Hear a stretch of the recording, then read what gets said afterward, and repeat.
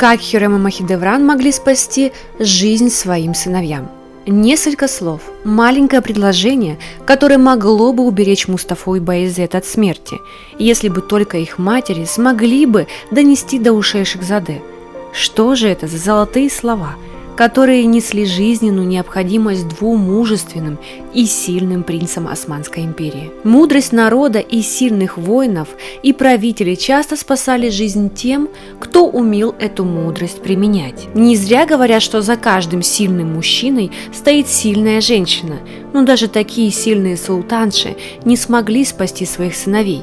Давайте во всем разберемся. К сожалению, только Хюррем хотя бы попыталась донести до сына эти мудрые слова, но у нее не получилось. Видимо, она слишком поздно начала об этом говорить. Не буду вас мучить и лить воду, это не в моем стиле, а скажу сразу, что на месте султанов я бы собрала всю мудрость правителей и заставила с этими записями ознакомить всех Шехзаде. Именно наше прошлое делает наше будущее. Однажды один из мудрецов при личной беседе остерег Османа, первого Османа, который положил начало всей Османской империи, будучи раньше всего лишь племенем, которое то и дело кочевало с места на место. Мудрец сказал, что мужество не оберегает тебя от коварства, твоя сила может толкнуть тебя в спину, когда ты не ожидаешь этого, подставить тебя, сыграть с тобой злую шутку. Что в этих словах было ценным? То, что не имел ни один Шехзаде, которые были казнены. Ими двигало мужество, смелость и сила, но не коварство, ум и хитрость.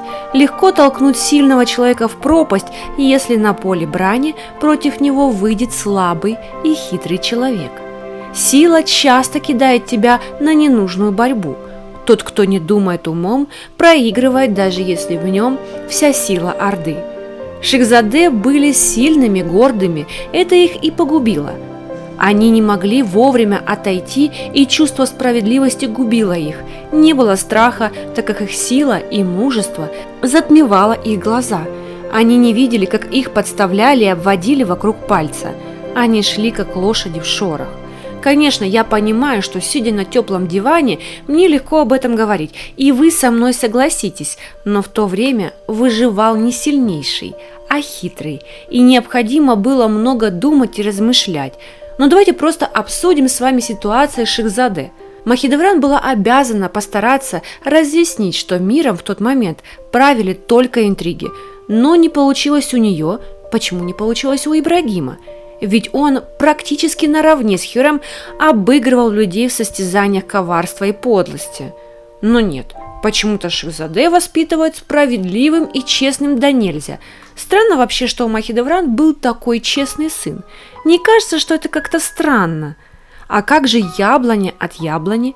Есть, конечно, версии в истории, что Мустафа хотел папу сдвинуть с престола, конечно, не убить, а просто переставить подальше от столицы, например, в Стардом определить. Но Сулейман узнал об этом и сильно разобиделся.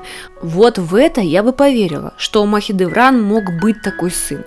Сами посудите, она бы не стала его делать таким правильным, как в сериале.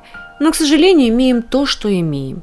Вот если бы Махидевран вдолбила бы сыну, что нельзя к бате идти, а то снег в башка попадет, сильно мертвый будешь, то Мустафа даже и смог бы сдвинуть Сулеймана с престола и сесть самому с такой сильной поддержкой янычаров. Но справедливость и мужество, а главное бесстрашие из-за силы его подвело. Кстати, по истории есть версия, что Мустафа проник в палатку к Сулейману и хотел его убить. Нашли шнурок или кинжал, точно нет ответа о оружии, которое хотел применить Шехзаде к Сулейману. Но это одна из версий историков. О ее подлинности неизвестно. Друзья, вы не стесняйтесь, а пишите то, что вы знаете о Мустафе и Баязите. Мы точно с вами докопаемся до истины. Что касается Баязета, так его мать просила одуматься и начать думать не силой, а мозгом. Но Шехзаде был очень горд и силен. Он думать предпочитал размером своей армии, которая, судя по итогам, была не сильно-то и большой.